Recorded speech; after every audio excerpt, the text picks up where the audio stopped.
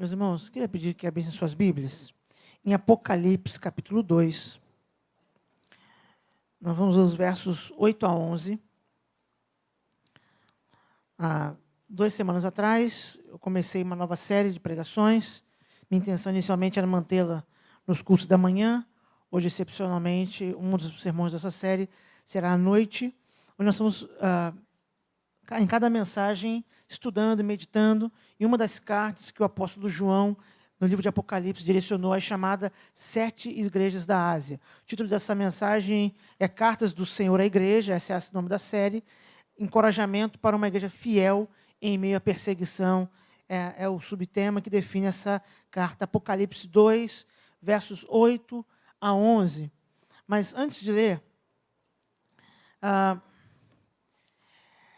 é muito difícil quando a gente, ao meditar sobre um assunto, ler, e nesse assunto especificamente sobre perseguição, sofrimento e dor, quando a gente vê isso se concretizar, né? Isso é realidade. Nós vamos refletir sobre isso, meditar, mas mudando a minha intenção inicial de introdução, eu vou falar um pouco sobre a carta, obviamente, para introduzir o texto, mas hoje, não sei quantos irmãos sabem disso já, a primeira igreja batista numa cidade chamada Sunderland Springs, no interior do Texas, sofreu um ataque onde um homem entrou nessa igreja batista, às 11h30 da manhã, horário local, no final do culto, e atirou nas pessoas no culto. São mais de 20 mortos. O número de feridos não está contabilizado ainda. A princípio, parece que o atirador morreu também. Não se sabe ainda se ele tirou a própria vida ou se foi a polícia, na sua perseguição, que acabou matando o atirador. Porque, quando eu soube essa notícia agora há pouco, decidi brevemente resumir essa informação, porque tem a ver com o que nós vamos pensar nessa noite, com esse texto. É uma demonstração real, não é uma especulação, não é uma possibilidade, é algo que aconteceu hoje com irmãos nossos, dentro de uma igreja, no momento de culto. Eles não estavam em nenhum lugar de confronto, estavam dentro do culto, e eu creio que isso é um lembrete daquilo que, de fato, a Bíblia ensina sobre o quanto a nossa fé nos custa ou nos custará, e como, então, a Bíblia responde a essa questão do sofrimento, da perseguição, da dor. E eu creio que essa carta, então, nos ajuda a tratar não só de entender um cenário como esse, complexo, não é simples entender o que acontece numa região como essa, numa situação como essa, mas, mesmo a questão do sofrimento, da perseguição sendo algo complexo, a Bíblia traz respostas muito, muito práticas e que nutrem a fé, que nos alimentam, nos encorajam a passar por esses momentos difíceis. Vamos ler Apocalipse 2, verso 8 a 11, a chamada carta à igreja de Esmirna. Ao anjo da igreja em Esmirna escreve essas coisas. Escreve, essas coisas diz o primeiro e o último, que esteve morto e tornou a viver. Conheço a tua tribulação, a tua pobreza, mas tu és rico. E a blasfêmia dos que a si mesmos se declaram judeus e não são, sendo antes sinagoga de Satanás. Não temas as coisas que tens de sofrer. Eis que o diabo está para lançar em prisão alguns entre vós, para ser dispostos à prova, e tereis tribulação de 10 dias. Ser fiel até a morte, e dar-te-ei a coroa da vida. Quem tem ouvidos, ouça o que o Espírito diz às igrejas. O vencedor, de nenhum modo, sofrerá o dano da segunda morte. Pai bendito, que a tua palavra seja usada pelo teu Espírito para nos ensinar e nos fortalecer a fé, para lidarmos com os sofrimentos dessa vida. Trabalha isso em nossos corações, que sejamos todos submissos à ação do teu Espírito. Em nome de Jesus que nós oramos. Amém.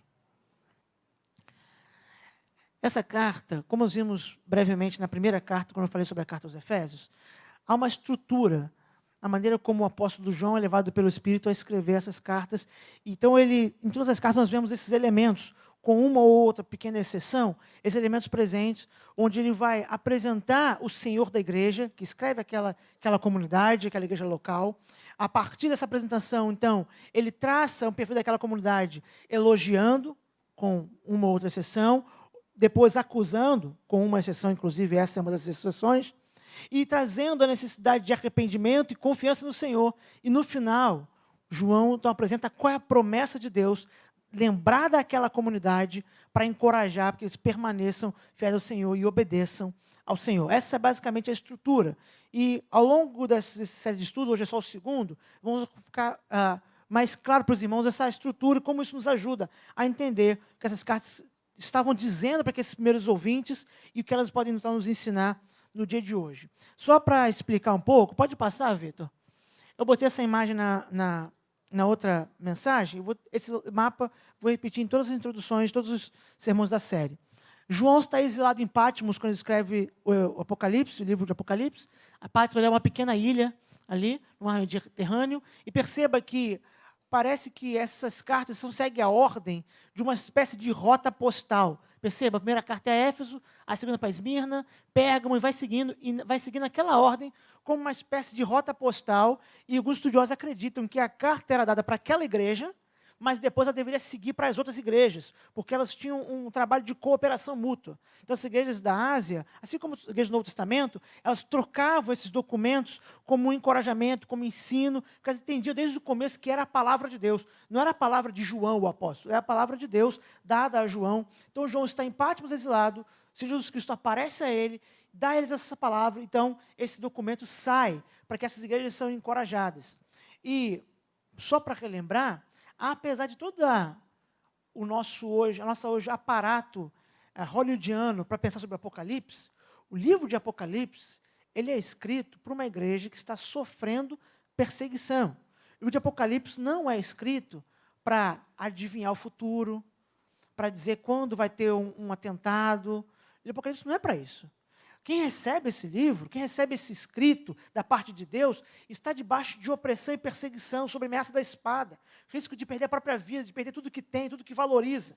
Então, o nosso Deus, que é um Deus que conhece o ser humano, e mais claramente é do seu povo com o qual se relaciona, ele não escreveria, não daria palavras simplesmente para especular sobre o futuro, apesar de ter muito de futuro no livro, mas o que está presente aqui, nas cartas que falam do presente, e depois nas cartas da parte do Apocalipse que falam de futuro, é encorajamento para que a igreja que sofre saiba quem é Deus, o que Ele está fazendo, o que Ele fará no futuro. E essa igreja, especificamente, é uma representante clara desse conteúdo de todo o livro, nessa carta à igreja de Esmirna.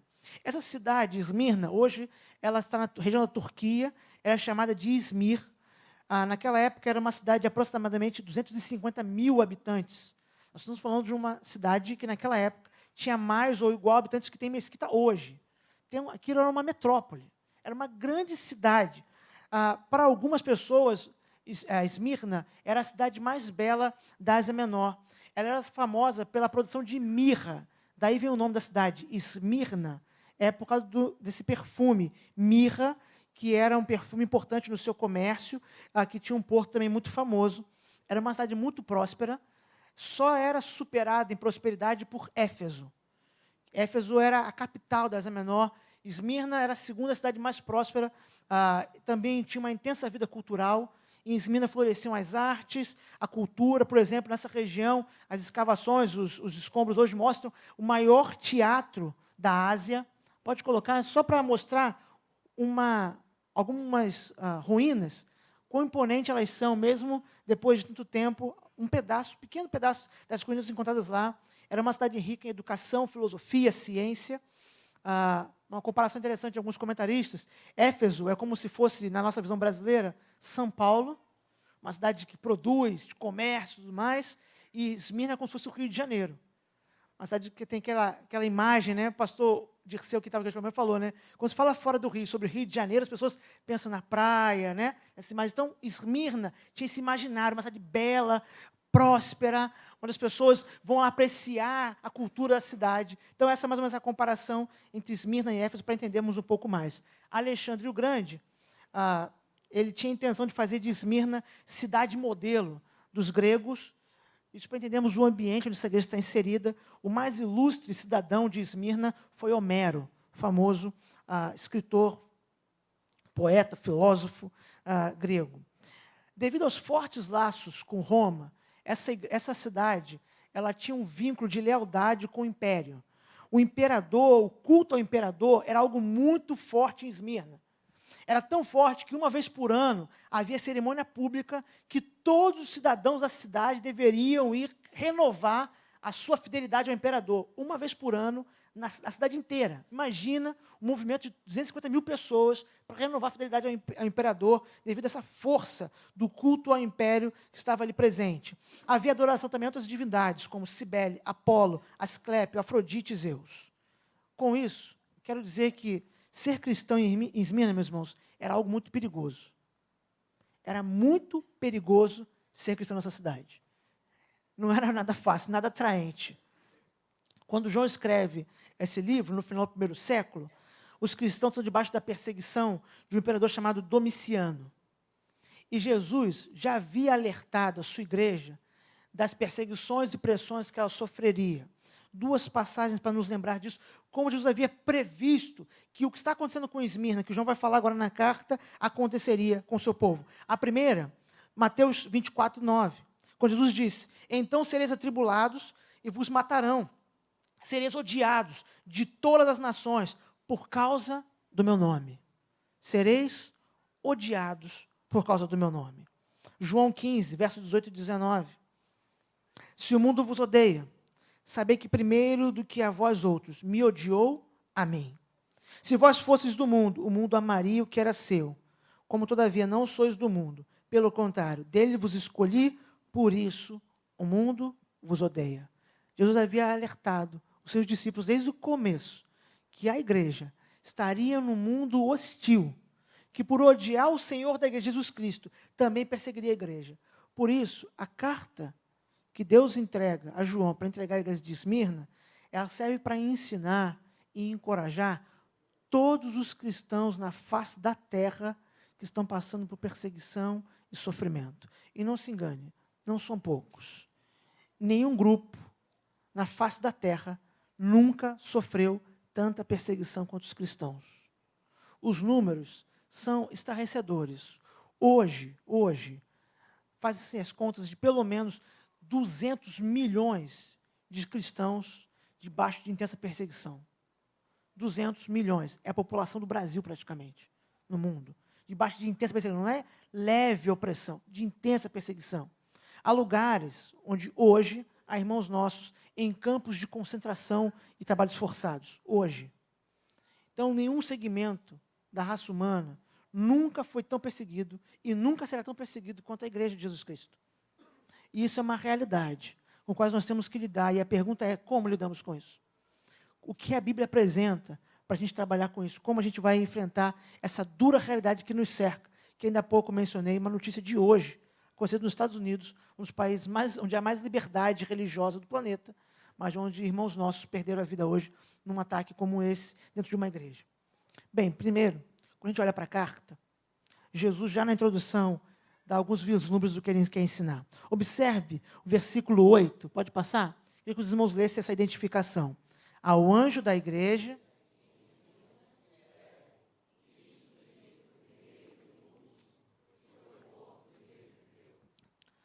Primeira coisa que Jesus lembra aqueles irmãos é que aquele que é o primeiro e o último, aquele que foi morto, que reviveu, ele está vivo. O encorajamento já está presente desde a introdução da carta. Jesus se apresenta como o eterno.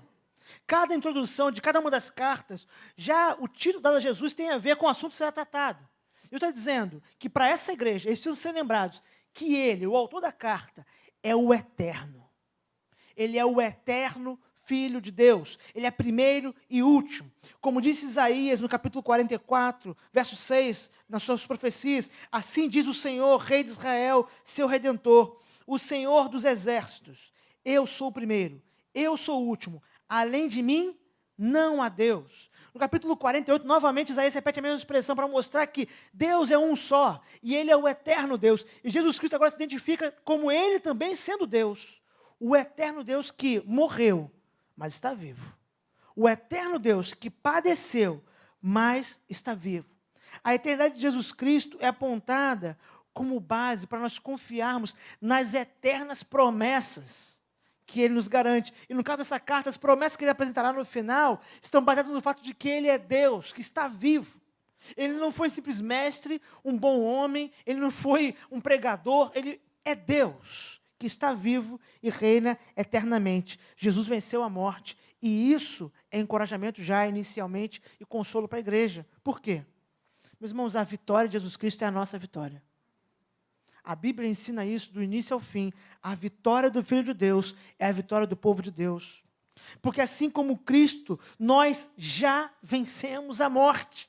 Nós não venceremos, nós já vencemos a morte na pessoa de Jesus Cristo. Por isso ele disse para aquela igreja: eu sou o primeiro e o último. Eu não acabei, eu estou aqui, eu estou vivo. O nosso sofrimento terreno não se compara à glória prometida pelo eterno Filho de Deus. Por isso ele garante aquela igreja que ele, que diz o que deve ser dito para encorajar aqueles irmãos, não é qualquer pessoa. Ele é o eterno Filho de Deus, que estava na eternidade, ele é o primeiro, e estará na eternidade até o fim, porque ele é o último. Ele não vai ter fim. Interessante perceber que essa igreja não recebe repreensão. Não existe uma repreensão para a igreja de Esmirna. Eles não são acusados de nada. Eles não eram uma igreja perfeita. Claro que não é esse o ponto. O ponto é de que eles eram uma igreja que, mesmo com toda a pressão e sofrimento, estavam buscando ser fiel. E por causa da pressão e do sofrimento, Jesus diz: eu, Jesus Cristo, sou o eterno Filho de Deus. Eu sou o primeiro e o último. Eu sou Deus. A divindade de Jesus Cristo é a vitória da igreja. E aí ele passa então ao elogio. Já que ele não tem do que acusar, não tem do que repreender aquela igreja, ele vai elogiar aquela igreja, e isso nos serve de lição também. Diz assim o versículo 9: conheço a tua tribulação. A versão do slide está um pouco diferente, ali é uma ideia corrigida, eu estou lendo a versão Ara. Conheço a tua tribulação, a tua pobreza, mas tu és rico. E a blasfêmia dos que a si mesmos se declaram judeus e não são, sendo antes sinagoga de Satanás. A palavra usada para começar esse verso, a palavra conheço, não tem a ver com conhecimento no aspecto cognitivo. Para a gente, hoje, conhecimento, ou conhecer alguma coisa, é saber na mente, não é isso? Eu internalizo, eu conheço, eu aprendi pressupostos, conceitos. Essa palavra, originalmente, não quer dizer isso. Ela quer dizer conhecer por experimentar. O que Jesus está dizendo é: eu conheço por experiência. Conhece o que por experiência? O sofrimento que vocês estão passando. Eu conheço o que vocês estão passando, não de ouvir falar. Eu experimentei isso. É isso que quer dizer essa palavra. O Deus encarnado, ele sabe o que é sofrer pelo seu povo e com o seu povo. Interessante isso porque as divindades gregas, por exemplo, e na Ásia Menor havia, como eu citei, muitas divindades gregas sendo cultuadas. As divindades gregas, em geral, e os romanos só imitaram o panteão mudando o nome, né? Os romanos não criaram uma religião, eles só trocaram o nome das divindades, mas eram os mesmos. Eram divindades, de alguma forma, que causavam sofrimento, ou estavam indiferentes ao sofrimento humano. Então, ou o sofrimento de uma pessoa tinha a ver com o que uma divindade fez com ela, na mentalidade mitológica grega, ou essas divindades simplesmente não se importavam. Elas não têm nada com isso. O cristianismo é a fé cristã que vai mostrar que Deus se faz gente e sofre. Sofre por um povo. Então, o primeiro que Jesus está dizendo é: eu sei que vocês estão passando porque eu sofri por vocês. Mas mais do que isso, ele sabe que aquela igreja passa porque ele sofre juntamente com eles. Porque a igreja é descrita no Novo Testamento como sendo o corpo de Cristo. Então, quando a igreja sofre, é o corpo de Cristo que está sofrendo. Não é assim que Jesus, ele interroga Saulo ainda, né? No caminho de Damasco. Saulo é perseguidor da igreja, ele está indo para Damasco, ele quer prender cristãos, botar na cadeia, ele já havia consentido já na morte de Estevão. Jesus encontra Saulo ainda no caminho para Damasco. Jesus fala para ele o quê? Você está perseguindo a minha igreja? Não. Saulo, porque você me persegue. Perseguir a igreja de Jesus Cristo é perseguir Jesus Cristo. Quando a igreja sofre, Jesus Cristo sofre com ela. Ele não só sofreu no passado para nos redimir, ele sofre hoje com o seu povo. Por isso ele diz: eu conheço o que vocês estão passando. Eu sei o que é isso que vocês estão vivendo. E mais, um Senhor que é injustamente condenado, como aqueles irmãos eram condenados injustamente, se identifica, porque ele foi entregue pela mão de perversos à morte, como aqueles irmãos nossos no passado. E aqui nós vemos que tipo de tribulação, que tipo de sofrimento que os irmãos estavam passando, em alguns níveis, dos quais eu vou destacar 3, para nós entendermos então como isso se aplica a nós, a partir desse elogio dado pelo Senhor Jesus Cristo àquela igreja em Esmirna. Primeiro, eles estavam debaixo de intensa perseguição governamental. Eles estavam debaixo de perseguição governamental porque o Império Romano os perseguia. No início da fé cristã, os primeiros livros do Novo Testamento, o problema dos nossos irmãos era com o judaísmo. Os judeus causavam problemas para a igreja em Jerusalém e outras cidades onde existiam influência. Só que no ano 67, um homem chamado Nero, ele ascende ao trono do império e ele, entre as suas dificuldades mentais, ele incluiu o fato de que toda a culpa, todo o problema do império era a culpa de um único grupo, dos cristãos. Tudo que desse errado no império, a culpa era dos cristãos. Ele chega ao cúmulo de indiretamente mandar incendiar uma região da cidade. E de quem é a culpa do incêndio? Dos cristãos. Por causa disso, no reinado de Nero, os cristãos, a partir do ano 67, sofrem perseguição extrema. Extrema. Nesse primeiro momento, às vezes, até misturado com os judeus, porque o judaísmo e o cristianismo eram ainda muito confundidos na visão do império. Muitas vezes o império misturava cristãos e judeus, tendo os cristãos como um tipo de subseita dentro do judaísmo. Nero morre e os nossos irmãos experimentaram um tempo de refrigério. Até que no ano 81 subiu ao trono Domiciano, como mencionei ainda há pouco. O Domiciano ele é bem menos conhecido do que Nero, mas, pelos historiadores relatam, muito mais cruel do que Nero. Parece parecer para nós uma surpresa isso, mas muito mais cruel. E é nesse período que João escreve essa carta. Um período onde o imperador mais cruel do que Nero está perseguindo a igreja. Então a igreja está debaixo de perseguição governamental. A igreja de Esmirna estava sofrendo debaixo da tirania de Roma, sob a ameaça de prisão, versículo 10 vai falar sobre isso, sobre a ameaça de martírio. E por que isso pode ser tirado desse texto e como isso pode nos ajudar? É porque a palavra que é usada como tribulação aqui em língua portuguesa traz a ideia de esmagamento por algo pesado.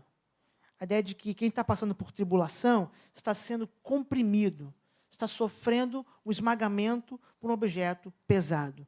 O que João está dizendo, Jesus Cristo disse pela boca de João, é que aquela igreja, ele sabe que ele está experimentando esse peso, esse esmagamento do império mais poderoso da face da terra naquele tempo, está colocando a mão debaixo e sobre, melhor dizendo, uma pequena igreja. Uns poucos cristãos sofrendo debaixo da opressão do império.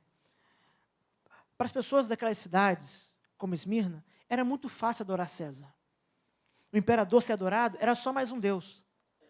O problema para os cristãos é que adorar César significava negar o senhorio de Jesus Cristo. Por isso que os cristãos eram o alvo preferido do império nesse momento, e especialmente em Esmirna. Debaixo de intensa perseguição governamental, porque para eles, para os cristãos, nossos irmãos, só há um Senhor, que é Cristo, não César, não o império. Cristo é o Senhor. E isso colocava aqueles irmãos em perigo. Isso nos mostra que muitas vezes o próprio Estado oferece perigo à fé cristã.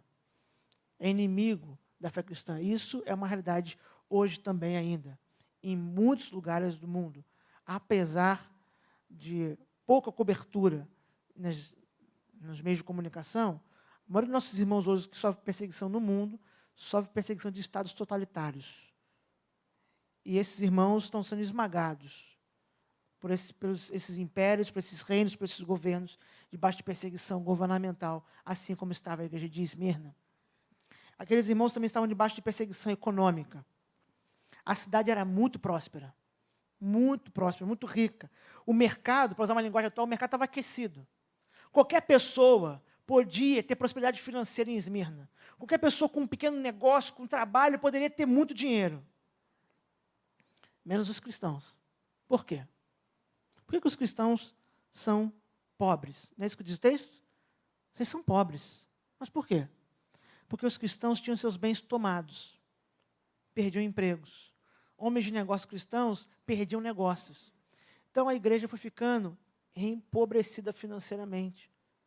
Então eles estavam perdendo aquilo que podia lhes dar sustento. E a palavra traduzida como empobrecida aqui é a ideia de que pouco, quase nada tinham.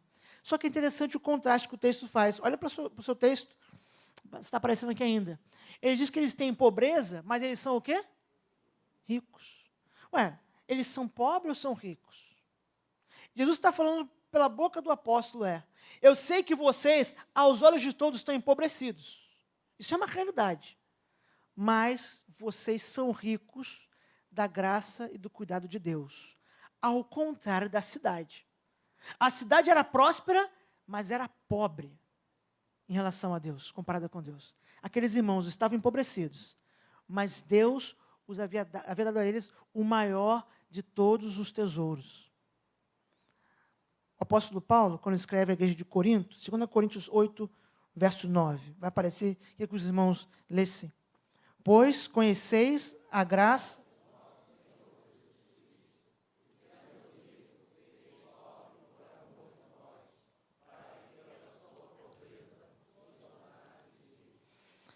Bem, algumas possibilidades de interpretar esse texto e o que está sendo dito aqui à igreja de Esmirna. Se o apóstolo Paulo está falando de Jesus Cristo como sendo pobre financeiramente, Jesus de fato nasceu numa família simples, né? Maria e José, uma família simples, não chegavam a ser miseráveis, obviamente, José tinha uma profissão capaz de sustentar aquela família, mas se é isso que Paulo está dizendo aqui, eu teria que deduzir, então, que a promessa de riqueza para a igreja é riqueza financeira. Porque perceba, esse é o paralelo. Jesus Cristo é rico, se faz pobre. Se é pobre de dinheiro, para que vocês que são pobres sejam ricos em dinheiro, financeiramente. Então, se eu ler esse texto dessa maneira, eu vou reduzir toda a fé cristã a materialismo. E aí tem duas possibilidades. Mencionei isso hoje na classe de novos membros. Duas faces, dois lados da mesma moeda. Eu posso ter uma visão materialista, como aparece na televisão, Deus da prosperidade, e dizer, está vendo? Jesus Cristo era rico, ficou pobre, e você que é pobre vai ficar rico. E aí, a aplicação do texto seria algo do tipo, pegue o carneiro, a toalha, a taça, o candelabro, algo desse tipo, a almofada. É uma possibilidade. Vamos a materialista desse texto. Copo d'água, né? A outra possibilidade, que é o outro lado da mesma moeda materialista, é ter uma visão como a teologia da missão integral ou a teologia da libertação tem. Que seria, Jesus Cristo, sendo rico, se fez pobre, de dinheiro, ele não tinha dinheiro. Ele veio pobre, sem dinheiro, para que você, que é pobre, seja rico, mas rico de graça, porque aí é outra face da moeda, né? Não é prosperidade. Rico da graça. Mas então, não faria sentido o texto. Porque se Jesus é pobre de dinheiro, para me fazer rico, teria que ser rico em dinheiro. Essas duas leituras são leituras materialistas. Parece que estão falando de coisas diferentes, mas são a mesma visão de mundo. Dignidade conferida por dinheiro. Ou falta a dignidade porque falta dinheiro, ou você vai ter dignidade ou santidade porque tem dinheiro. A visão não é essa do texto, ainda mais à luz do que nós estamos vendo aqui acontecendo na igreja de Esmirna. O que Deus está dizendo, pela boca do apóstolo, e agora aquela igreja está enfrentando você pode estar privado de bens, mas ser rico diante de Deus pela sua graça, porque o evangelho é o tesouro da igreja. Não é isso que dizia a tese que eu mencionei semana passada de Lutero, tese 62, o verdadeiro tesouro da igreja é o evangelho da graça de Deus. Então você pode ser desprovido financeiramente e mesmo assim ser rico. Enquanto uma cidade próspera pode estar condenada à pobreza espiritual. Não é a vontade de Deus que todos sejam ricos. A prosperidade financeira não é uma promessa da Bíblia. Aqueles irmãos estavam pobres por serem fiéis a Deus. Foi a fidelidade a Deus que fez que aqueles irmãos perdessem dinheiro. Então, esse baixo de perseguição econômica, isso nos ensina algumas coisas. Antes de ir para o próximo ponto da perseguição. É que a fidelidade e a dignidade que nós temos diante de Deus não pode ser medida por coisas materiais. Não pode, de forma alguma. Nossa dignidade não está nas coisas. Nem se você interpretar que Deus dá para quem é fiel, que é um engano, porque nenhum de nós é fiel de fato, como deveria, e de achar que nós precisamos dar bens para que as pessoas tenham a sua dignidade restaurada. O que dá dignidade às pessoas é o Evangelho, e o que nos confere valor é o Evangelho, porque esse é o nosso tesouro verdadeiro. Por Jesus diz, vocês são pobres, mas na verdade vocês são ricos. eu sei que vocês estão passando. E ele mais à frente vai explicar que riqueza é essa que aquela igreja havia recebido. E o último tipo de perseguição, que ainda é apresentado no elogio, que aquela igreja tem suportado fielmente, a perseguição religiosa. Havia, meus irmãos, um considerável número de judeus naquela comunidade. Os judeus eram muito influentes, eles gozavam de prestígio na cidade, porque eles tinham as condições financeiras para isso. Eram homens em patamares importantes no mercado financeiro. E eles estavam instigando perseguição contra as autoridades. Como é que nós sabemos disso? Pela expressão que aparece ainda nesse verso 9. Jesus diz que esses se afirmam judeus, mas não são. Eles de fato são o quê? Sinagoga de Satanás. Ou seja, aqueles mesmos que não reconhecem Jesus Cristo como Messias, agora atacam o seu corpo, a igreja. Eles podem achar que são judeus, e aqui está o velho debate que o próprio Jesus Cristo, lá em João capítulo 8, havia tido com os fariseus. Os filhos de Abraão não são aqueles que nasceram etnicamente ou segundo a carne como Abraão. Os filhos de Abraão são aqueles que fazem as obras de Abraão. Ele diz, Deus pode tirar a descendência de Abraão da pedra. E, literalmente, Deus fez isso, porque Abraão teve filhos sem poder ter filhos. Então, está dizendo, o filho de Abraão que faz a obra de Abraão. E agora o debate volta para dizer, esses se afirmam judeus, mas são sinagoga de Satanás. Essa expressão sinagoga era algo caríssimo aos judeus, importante para eles. Era a reunião dos judeus de uma comunidade. E eu estou dizendo, esses judeus se reúnem não para promover Deus, mas para promover obras de Satanás, porque atracam o corpo de Cristo, negando Jesus Cristo como verdadeiro Messias. As acusações que a igreja sofria, para nosso espanto hoje, pode não parecer, de que os cristãos eram acusados no primeiro século, principalmente no final, inclusive em Esmirna. Primeiro, eles eram acusados de ateísmo. Cristãos ateus? Como é isso? Porque tinham só um Deus. É pouco demais. Um Deus só. Isso é coisa de ateu. É coisa de ateísmo. Essa era a expressão usada. Os cristãos também eram acusados de falta de lealdade ao império, porque quem não queima incenso para o imperador, obviamente não é cidadão de bem do império. Os cristãos eram acusados de canibalismo, porque eles diziam que numa cerimônia estavam comendo o corpo do seu Senhor. Então a ceia era tido como um ato aos de fora, e a acusação era essa, das autoridades. Esses cristãos falam que comem o corpo do Senhor deles. Como é que é isso? Os cristãos eram acusados até de incesto, porque chamavam as mulheres da igreja de irmãs e eram casados com uma delas. Como pode isso? Essas eram as acusações esdrúxulas e estranhas que eram levantadas, mas que o império acatava e perseguia os cristãos por elas. Aceitava e perseguia aqueles irmãos. O que isso tem a ver conosco hoje? Para nós hoje, o problema não é, obviamente, o judaísmo ou uma comunidade de judeus na cidade. Para nós hoje, o perigo está mais perto ainda dentro da igreja. O perigo para nós hoje, e nós temos que ser alertados quanto a isso, são cristãos ou gente dita cristã, que na verdade são apóstatas, abandonaram a fé, estão dentro das igrejas, alguns estão no púlpito pregando, mas são apóstatas, romperam com a fé, e essas pessoas nos acusam. Essas pessoas nos acusam. Nos últimos anos surgiu uma subcategoria de evangélicos. Talvez alguns irmãos já tenham lidado com isso de forma experimental no trabalho, na faculdade, na escola, que é o evangélico ou o cristão maneiro, legal, né? Para os mais jovens é cool, né? Que é o seguinte, você é um cristão aceitável desde que o que você professa confere com aquilo que a sociedade aceita. Tem como normativo. Então, você é um cristão aceitável, que é o discurso mais ou menos o seguinte, rapaz, todo cristão deveria ser igual a você. Cristão legal, todo cristão deveria ser assim, cara. Por que a igreja não é mais parecida contigo? Cuidado. Se alguém diz para mim ou para você que a igreja deveria se parecer com a gente, algo está errado. Porque a igreja não tem que parecer com a gente.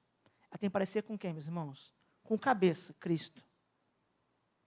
Se alguém diz isso para mim, por mais que ele tenha boas intenções, provavelmente ele está me ajudando a perceber que uma coisa está errada comigo. Quando a igreja é aplaudida pelo mundo que a cerca, algo está errado com a igreja, não é com o mundo. O mundo já espera isso dele. Só que esse tipo de categoria, de cristãos bem aceitos, cool, eles vão cada vez mais elevados a um patamar, inclusive em redes sociais, em programas de televisão, ser levados para dar entrevista, para ficarem famosos, aparecendo no Fantástico, em qualquer outro lugar, como sendo o exemplo de cristãos a serem seguidos. E quem não for assim, que seja perseguido. que seja odiado. E é por isso que alguém usa um título de pastor e aparece num vídeo defendendo pornografia e defendendo pedofilia. É por isso. É a sinagoga de Satanás dentro da igreja. As obras proferidas para as pessoas não são de Deus, são de Satanás. E quem sofre o problema disso? Nós. Nós somos perseguidos por causa disso, porque nós não nos adequamos, nós não aceitamos essa agenda. Então nós somos cristãos não legais, não aceitos, que não podem ser promovidos. Aqueles irmãos estão debaixo de todas essas diferentes gamas de perseguição, mas eles são elogiados por permanecerem fiéis. Jesus diz para eles: eu conheço o que vocês têm passado. Tribulação, ameaças, acusações falsas. Eu conheço tudo isso. E eles são chamados de fiéis. E olha o versículo 10. Como Jesus Cristo, então, vai encorajar a igreja. E agora vai ficar mais estreito o negócio. Não temas as coisas que têm de sofrer. A versão que está ali, não temos o que há de padecer. Se você parar essa leitura aí, não vai sofrer mais. Não temas que você vai sofrer. Mas o verso continua. Eis que o diabo está para lançar em prisão alguns dentre vós, para ser dispostos à prova, e tereis tribulação de 10 dias. Ser fiel até a morte, e dar-te-ei a coroa da vida. Jesus encoraja aquela igreja, não dizendo, o sofrimento acabou. Não. Jesus não faz promessas vazias. Ele diz, não temo que vocês vão sofrer. O diabo ainda vai trazer mais sofrimento para o povo de Deus. Algo ainda vai acontecer. A perseguição não havia acabado. Jesus Cristo não minimiza o que está acontecendo, nem o que virá. A promessa do Evangelho, para quem serve ao Senhor com fidelidade, com amor, com dedicação, não é, o sofrimento acabou. A promessa é, o sofrimento vai continuar por mais um tempo. Mas Deus tem algo para nós. Deus tem uma recompensa para nós. E é o que Ele apresenta àqueles irmãos. Ele encoraja aqueles irmãos, não anulando o sofrimento, mas mostrando qual é a recompensa que Ele vai entregar à sua igreja. Mostrando para aqueles irmãos o que Ele garantiu. Aquele que morreu está vivo. Aquele que é o início e o fim. O que Ele garantiu com isso? Mas antes de chegar à recompensa, meus irmãos, por trás de toda a perseguição do povo de Deus, sempre há Satanás. O diabo, ele não é o inimigo de Deus, no sentido de ser rival de Deus. Deus não tem rivais, mas ele é o inimigo do povo de Deus. E ele sempre usa os meios que lhe couber, que serem ao seu acesso, para atacar o povo de Deus. Então, os judeus, pela sua inveja, os romanos, pelo medo da rebelião, vão ser marionetes, levados pelo adversário da igreja, para prender os cristãos e até tirar a vida de alguns deles. Aí aparece uma expressão enigmática. 10 dias. Há muito debate se são 10 dias literais ou não literais. Mas confesso aos irmãos que não faz diferença. Porque eu não creio que essa expressão está aqui para dizer se a igreja de Esmirna ia sofrer 10 dias, 10 meses, 10 anos. Eu creio que essa expressão está aqui para lembrar de uma coisa. O sofrimento acaba. O sofrimento termina. Ele não é infinito. Ele diz, olha, não temo que vocês vão padecer. O diabo ainda vai fazer coisas contra vocês, mas é por um tempo. Esse sofrimento não vai se estender para sempre. Ele vai ter fim. Tem hora para começar e tem hora para acabar. Deus, pela sua misericórdia, faz com que o sofrimento presente nessa vida tenha limites e não vá além das nossas capacidades, daquilo que podemos suportar. Por isso, Deus, pela sua graça, coloca limites nas tribulações, porque elas terão um fim. A promessa é de que elas não acabaram ainda, mas elas vão acabar um dia. Deus não removeu o sofrimento ainda, porque nós estamos aqui, mas um dia Ele nos colocará num lugar onde esse sofrimento não pode ir atrás da gente. Não vai nos acompanhar mais. Ele ficará aqui e nós seremos livres permanentemente do sofrimento. Ele diz aquilo para aquela igreja, diz isso a nós hoje também. O sofrimento tem um fim. Alguns mártires conhecidos da história da igreja têm conexão com a igreja de Esmirna. Por exemplo, Inácio de Antioquia foi martirizado na época que também estava servindo essa igreja. E o mais conhecido, Policarpo de Esmirna, o qual eu vou voltar a falar no final. Mas por que isso é importante? Por que Jesus está falando isso para aquela igreja? A cidade de Esmirna se orgulhava de uma coisa, e só uma. a sua lealdade ao império. Jesus está dizendo para a sua igreja, enquanto eles são leais ao império, sejam leais a mim. Eles podem trazer algum sofrimento sobre vocês, mas esse sofrimento tem fim. A igreja não pode ser leal a outro Senhor que não seja Jesus Cristo. E por isso ele diz, ser fiel até a morte, ou seja, ser fiel mesmo que o resultado final seja a morte. O cristão não é aquele que deseja a morte, mas aquele que vive para Deus de uma maneira que, se o resultado final for a morte, ele o encara como consequência natural da estrada que ele está seguindo, de fidelidade a Deus. Mas aí sim, agora eu chego na parte, eu quero me deter um pouco antes de ir para o último verso. Ele diz que esses que permanecerem fiéis, toda essa tribulação, sofrimento, tudo isso que está acontecendo, vão receber a coroa da vida. Muitos já sabem disso. Nos tempos antigos já existiam esportes, inclusive o que hoje nós conhecemos como Olimpíada foi concebido na Grécia Antiga. Obviamente não nos formatos de hoje, mas com o mesmo intuito, de muitas maneiras, de demonstrar a força, o vigor, a perseverança dos atletas, e eles eram premiados. E o prêmio dos atletas não eram medalhas, como hoje são. O prêmio dos atletas eram coroas. Coroas, inicialmente, de ramos, né? Eles não tinham um valor monetário, era a coroa, logo se estragaria, enquanto hoje os atletas se preocupam se a medalha vai deteriorar, né? Naquele tempo, a coroa recebida numa vitória de uma maratona, por exemplo, logo se deterioraria, porque era folhagem. Mas o atleta não estava preocupado com isso. O que o atleta queria era ser reconhecido, ao final, na sua vitória, ser reconhecido com aquela coroa, diante de todo mundo, para dizer, esse é o vencedor. Jesus, então, usa o apóstolo João para dizer, nós estamos também numa corrida. Uma grande corrida, que não é uma corrida breve, não é 100 metros, não vai acabar rápido. O sofrimento não acabou, a corrida é longa, ela é extensa, ela é dura. Mas a minha igreja, os meus discípulos, eles vão permanecer até o final. Eles vão conseguir perseverar. E quando chegarem no final, receberão não uma coroa de folhas que vai se estragar, receberão a coroa da vida. Esse é o prêmio prometido à igreja que persevera em meu sofrimento.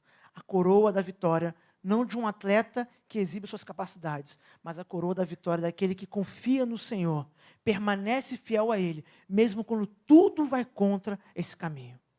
A igreja está também numa corrida. Tanto Esmirna quanto Filadélfia, como eu disse, não recebem acusação ou repreensão. E a lição é muito simples e tem a ver conosco hoje. Por que essa igreja é elogiada? A igreja de Filadélfia é elogiada e não é acusada de nada. Porque essas duas igrejas tinham algo em comum. As duas estavam debaixo de intensa perseguição e sofrimento. Nós somos, então, confrontados com uma realidade de quando o mundo nos odeia, nos persegue abertamente, nós não temos tempo de ficar ocupado com os seus prazeres, as suas provocações. Perceba, essas igrejas não eram perfeitas, não é que ninguém pecava entre os irmãos, mas o pecado não era algo declarado, não era adotado como um estilo de vida, porque essas pessoas estavam absorvidas em manter-se fiéis ao Senhor. Elas não tinham como ocupar seu coração com outra coisa que não fosse Deus, porque eles estavam sob a ameaça de no dia seguinte não viver. No dia seguinte eles podiam não ter mais nada, e talvez nem a vida. Então essas igrejas, esses irmãos nossos, não tinham como se ocupar com algumas das tentações que hoje nos seduzem. E o Steve Lawson vai chegar a dizer que isso mostra que nós, cristãos, não sabemos lidar com prosperidade. Não sabemos. Com isso não quer dizer que nós devemos desejar perseguição, mas que, no fundo, a perseguição acaba purificando a igreja. Por isso aquela igreja perseverou, porque não dava para fingir ser cristão. Não havia nenhum status, nenhum privilégio em se declarar cristão. Era risco de vida. Talvez a nossa maior dificuldade é lutar contra o pecado e permanecermos fiéis ao Senhor. É que nós estamos num estado de muita tranquilidade, aparente prosperidade. E aí nós achamos que isso, então, nos dá uma paz, uma tranquilidade, como se a vida cristã fosse um passeio, e não uma prova, uma corrida, algo que exige determinação, empenho. A vida cristã requer sacrifícios. Nós somos chamados, como aquela igreja, a sermos fiéis num ambiente onde tudo é contrário à fidelidade a Deus. O mundo que nos cerca É o mesmo mundo que cercava os primeiros discípulos. Jesus havia dito para eles, esse mundo odeia vocês porque me odiou. As coisas não mudaram. As coisas não mudaram. E nem a igreja deve desejar que mude nesse sentido, de que o mundo deixe de odiá-la, porque seria evidência de que nós não estamos mais identificados com Jesus Cristo. Estamos identificados com outra coisa. Essa igreja é elogiada, não pelas suas capacidades, mas pela sua fidelidade ao Senhor. Por aceitar que esse sofrimento não deveria ser rejeitado, trocando, então, por uma vida mais conveniente. Não. Se eles permanecem fiéis, isso resulta de sofrimento, que seja assim. Que é para isso que eles foram chamados, serem fiéis, não serem uma vida confortável. Nós somos ensinados no Ocidente de que tudo na nossa vida se resume a saúde, a dinheiro, ao que nós temos, ao que nós podemos conquistar. Mas a fé cristã nos lembra que nós não fomos chamados para isso. Nós não fomos chamados para a fidelidade. Em alguns momentos, inclusive, isso vai entrar em rota de colisão com a nossa prosperidade, com a nossa saúde, com o nosso bem-estar. E nós vamos ter que escolher qual caminho vamos permanecer. A igreja é elogiada pela sua fidelidade. Ela recebe uma promessa de que ao permanecer receberá a coroa da vida. E o verso 11, uma promessa de recompensa ainda mais espetacular. Versículo 11, irmãos, podem ler? Quem tem...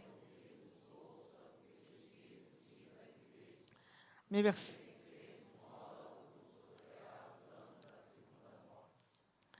versão, a versão árabe, né, diz, quem tem ouvidos ouça o que o Espírito diz às igrejas, o vencedor, está mesma passagem, sofrerá o dano da segunda morte. Algumas versões dizem, não passará pela segunda morte. O que essa passagem quer dizer? Primeiro que os vencedores quem são? Os verdadeiros discípulos. Um falso discípulo não permaneceria nesse caminho, porque era duro demais. Ninguém ia ser um falso discípulo num lugar onde o império está mandando confiscar os bens e tirar a vida das pessoas. Então, quem vence? Os discípulos. Verdadeiros discípulos vencerão, não por eles mesmos, mas porque Deus os fará perseverar. Deus os sustentará. Mas há uma expressão enigmática. Eles não sofrerão ou não passarão pelo dano da segunda morte. O que é isso? Essa distinção entre primeira e segunda morte, que depois foi explicada nos documentos da igreja, está presente já nas Escrituras, e essa aqui é um dos exemplos. A ideia de que há uma primeira morte, que é a morte física. Quando Deus disse para Adão e Eva, se vocês comerem desse fruto, vocês morrerão, eles comem e ficam vivos, Deus estava errado? Não. É porque o efeito da morte física não era imediato. Haveria uma morte física que entrou no mundo, mas eles estavam agora debaixo de uma segunda morte, que para eles aconteceu primeiro, mas é a segunda em termos gerais, que é a morte espiritual. O que João está dizendo é, apesar do império ter a força, o poder de tirar a vida de vocês, ele não pode matar vocês de verdade.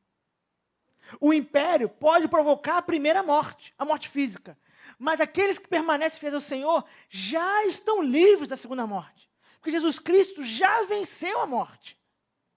Por isso que o cristão não tem morte física. Não é que o cristão ele é um alienado da realidade.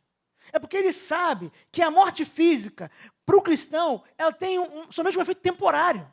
É uma transição somente. Ela tem um aspecto definitivo, de ruptura, de separação, para aqueles que não foram salvos pela graça de Deus, porque aí a morte física é a entrada para a morte espiritual. Nós já fomos libertos dessa morte. Então ele diz, vocês não têm o que temer, porque ao perseverar, vocês não passarão pela segunda morte. Vocês já venceram essa morte, porque foi assim que ele começou a carta. O Cristo que venceu a morte, garante à igreja que a igreja já venceu a morte. O Cristo que está vivo, garante à igreja que mesmo que ela seja morta pela ordem do imperador, esses cristãos permanecerão vivos. Jesus ensinou isso quando ele foi visitar a família enlutada do seu amigo Lázaro. João capítulo 11. Ele visita e ele fala para aquelas irmãs, Marta e Maria, eu sou a ressurreição e a vida. E aquele que crê em mim, ainda que morra, viverá. Ele não estava falando de Lázaro ser ressuscitado daqui a poucos instantes pela sua voz poderosa. Ele estava falando de uma vida eterna prometida para Lázaro e para todos que creem nele, que isenta as pessoas do efeito da segunda morte. E é isso que João está dizendo aqui. Jesus já havia alertado sobre isso. falando sobre perseguição, Mateus capítulo 10, verso 28. E não temais os que matam o corpo, e não podem matar a alma. Temei antes aquele que pode fazer perecer no inferno a alma e o corpo. Perceba, ele está dizendo, os homens podem matar o seu corpo. O imperador tem esse poder. As autoridades têm esse poder. Mas eles não podem matar você espiritualmente. Porque pela graça de Deus, manifesta em Jesus Cristo que venceu a morte, você já foi liberto desses efeitos. Nós estamos vivos espiritualmente. E nada pode anular isso. Nem a perseguição. Nem a perseguição. Por que eu citei ainda há pouco Policarpo e eu vou encerrar esse ponto com ele para depois fazer a conclusão dessa mensagem. Policarpo foi pastor dessa igreja, em Esmirna. E no século II, na verdade, mais precisamente no ano 155 depois de Cristo, ele foi chamado à presença do procônsul. E o procônsul, em nome do império, disse que Policarpo deveria renunciar a Cristo. Perceba, essa região esteve debaixo de perseguição durante muito tempo. João escreveu na década de 80 a carta, e Policarpo, no ano 155, 70 anos depois, é levado diante da autoridade para renunciar a Cristo. E Policarpo, entre tantas respostas que ele dá, ele diz assim: tenho servido ao Senhor Jesus por 86 anos. Ele tem sido fiel a mim. Como posso ser infiel a ele e blasfemar contra o nome do meu Salvador? Perceba que Policarpo usa uma linguagem muito semelhante àquela que João, que diz ter sido seu professor, usou na carta. Ser fiel. Ele diz, Jesus Cristo tem sido fiel a mim. Como eu posso ter qualquer outro comportamento que não seja ser fiel a Ele, mesmo diante dessa ameaça? Policarpo não estava diante de sofrimento hipotético. Ele estava diante do procônsul e, por ter falado isso, ele foi condenado à morte. E, a princípio, a ideia do procônsul era que ele fosse dado às feras. Então, Policarpo disse que não tem problema ele ser alimentado ser dado o seu corpo alimentar às feras, porque ele não teme a morte. Então, para tornar Policarpo um exemplo para os cristãos, eles decidem queimar Policarpo em praça pública. Então, os soldados, isso há vários relatos históricos, soldados querem colocar Policarpo no poste, né, onde vai ser feita a fogueira, e eles querem pregar Policarpo no poste. E Policarpo diz para eles, não precisa de pregos, eu não vou sair daqui. Então, ele fica em pé na pira, onde vou acender o fogo, não estando pregado ao poste, que seria a prática habitual do condenado. Por quê? Porque ele diz, como eu posso ser infiel ao meu Senhor? Tem sido fiel a mim. Ele foi fiel até a morte. Fiel até que o resultado, no caso dele, fosse a morte. Meus irmãos, existem dois tipos de temores. Ou você teme a Deus ou teme aos homens.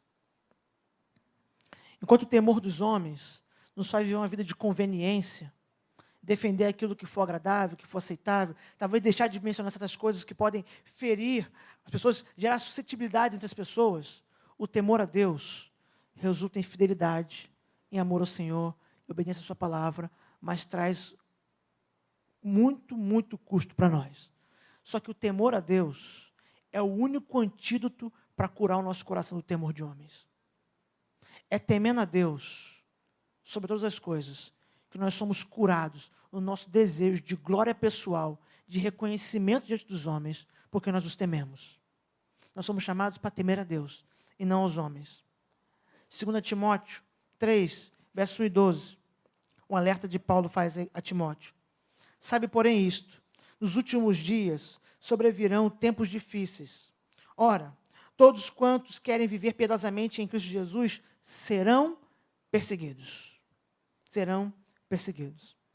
O que é interessante é porque o perfume mirra da nome da cidade, ele era obtido pelo esmagamento da casca de uma árvore. E o Stephen Lawson, ao comentar esse texto, vai dizer, esta é precisamente a descrição da igreja. Quanto mais a igreja é esmagada pelo mundo, em virtude da sua fé em Cristo, mais o aroma do seu testemunho exala. Diante da oposição, a fragrância daquela igreja espalhara-se por toda a Ásia Menor. Aqueles irmãos foram elogiados, e nós estamos hoje, quase 2000 anos depois, louvando a Deus pelas suas vidas e aprendendo com eles, simplesmente porque eles preferiram temer ao Senhor e ser fiel ao Senhor, apesar do preço que isso descustava. O sofrimento faz parte da realidade humana, por diversas razões. E a principal raiz é o próprio pecado. Mas há um tipo de sofrimento que só os cristãos passam. É o sofrimento pela fidelidade a Deus. Com isso, nós não devemos de forma nenhuma viver buscando o sofrimento. O cristão é aquele que busca o prazer, ou o verdadeiro prazer. O prazer de viver para a glória de Deus, o prazer de agradar ao Senhor, o prazer de obedecer ao Senhor. O cristão, ele sabe, ele reconhece que todo ser humano foi criado para buscar o prazer, o verdadeiro prazer. Não os falsos, enganosos prazeres. Mas o cristão sabe que essa satisfação, esse prazer que ele encontra em servir ao Senhor, em obedecer ao Senhor, pode trazer a ele sofrimentos, desprazeres e lutas.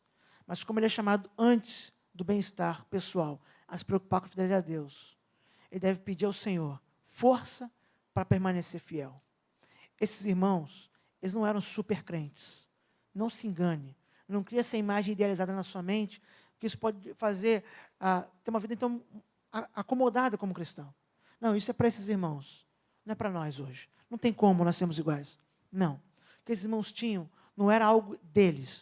O que eles tinham era a convicção de que Deus estava com eles e que a promessa de vida eterna, a promessa da coroa da vida estava garantida porque Jesus Cristo, o Senhor da igreja, venceu a morte e estava vivo. O que nós precisamos como igreja, entre outras coisas, é ter vivo no nosso coração de que a promessa de vida eterna não é uma promessa firmada em palavras de homens. Não é uma imagem criada pela igreja para nos encorajar. A promessa de vida eterna é a promessa do próprio Cristo ressurreto, que anulou os efeitos da segunda morte, da morte espiritual do seu povo, nos libertando de qualquer temor que essa separação poderia trazer, porque nós não estamos mais separados de Deus, pelo contrário, nós estamos em perfeita comunhão com Ele. E por isso, padecemos como nosso Senhor padeceu, para morrermos, se necessário for, como Ele morreu, porque nós temos a vida eterna que Ele mesmo garantiu. Vamos orar?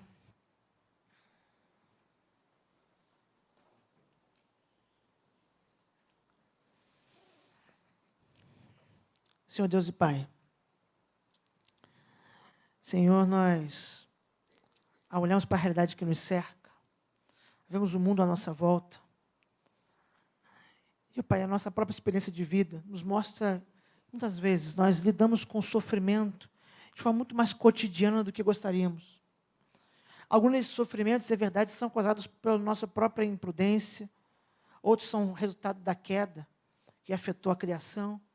Pai, mas há algumas coisas que assolam o teu povo, que como aqueles irmãos do passado passaram, são consequências da nossa fidelidade ao Senhor. Pai, não nos permita, então, esmorecer da nossa fidelidade diante do sofrimento.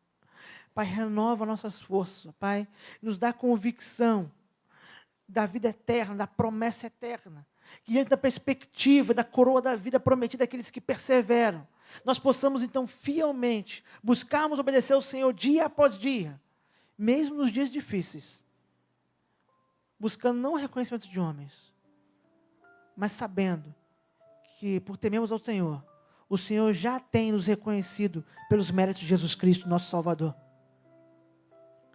Pai, nosso Senhor veio a esse mundo, entregou a sua vida por gente como nós, que não merece nada disso. E agora, Senhor, a nossa vida só tem sentido por causa dessa salvação manifesta em Jesus Cristo pela Tua graça. E por isso, Senhor, que vivamos na perspectiva dessa salvação recebida. E peço consolo para o coração daqueles irmãos nossos, espalhados pela face da terra, que têm sofrido. Irmãos nossos que têm sofrido em países da Ásia, da África, como vimos há pouco tempo na Somália. Consola, Senhor, a Tua igreja. Pai, consola, Senhor, esses irmãos que hoje perderam queridos, amigos, colegas, familiares, ali naquela igreja no Texas. E tantos outros lugares da terra, onde nossos irmãos padecem, por amor ao Senhor. Consola o Teu povo. Pai, mas não só traga consolo, traga encorajamento. Pai, nos ajuda a perseverar. Pai, nós não temos força. Nós somos fracos, é verdade. Mas o Teu Espírito em nós nos vivifica e fortalece. Nos ajuda, Senhor, a como nossos irmãos de Esmirna, temos uma perspectiva diferente quanto ao pecado. sendo lembrados que nós não estamos aqui buscando o bem-estar passageiro. Nós estamos aqui buscando o prazer eterno, dado pela tua graça na pessoa de Jesus Cristo. E isso é exemplificado, é demonstrado publicamente pela nossa fidelidade ao Senhor. Não nos deixe comprometer a nossa fidelidade por qualquer coisa, Senhor. Nem mesmo pela ameaça da nossa própria vida. Pai, nós não sabemos como responderemos diante da perseguição. Mas sabendo que o sofrimento faz parte da vida e que a perseguição pela fidelidade ao Senhor é inevitável, o que nós pedimos é somente pela tua graça. Que ela nos baste diante dos dias difíceis que enfrentaremos. Obrigado, Senhor, pelo exemplo deixado por esses irmãos do passado, para que nós possamos então agora perseverar, sabendo que a coroa da vida está garantida por Jesus Cristo. E que não temamos a morte, porque nós já recebemos a vida eterna. Em nome de Jesus que nós oramos. Amém. Cabeceiro, grande artista, vai fazendo seu trabalho, incansável, paciente no seu